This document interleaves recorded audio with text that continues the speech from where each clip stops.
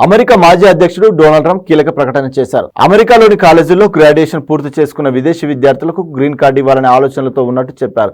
విద్యాభ్యాసం వ్యవధితో సంబంధం లేకుండా తమ దేశ పౌరసత్వంతో కూడిన గ్రీన్ కార్డులను జారీ చేస్తామన్నారు. అమెరికాలోని కాలేజీల్లో గ్రాడ్యుయేషన్ పూర్తి చేసిన విదేశీ విద్యార్థులకు గ్రీన్ కార్డు ఇవ్వాలనుకుంటున్నట్టుగా మాజీ అధ్యక్షుడు డొనాల్డ్ ట్రంప్ తెలిపారు. ఆల్ ఇన్ పాడ్కాస్ట్ ఎపిసోడ్లో ఆయన మాట్లాడారు. కళాశాలల నుంచి గ్రాడ్యుయేట్ పూర్తి అవ్వగానే తమ దేశంలో ఉండేందుకు వీలుగా డిప్లొమాతో పాటు నేరుగా గ్రీన్ కార్డు ఇవ్వాలని అనుకుంటున్నానన్నారు. విద్యాభ్యాసం 2 ఏళ్ల 4 ఏళ్ల అన్న వ్యవధితో సంబంధం లేదన్నారు. జూనియర్ కాలేజీలకు కూడా వర్తింపజేయాలని భావిస్తున్నానని అన్నారు.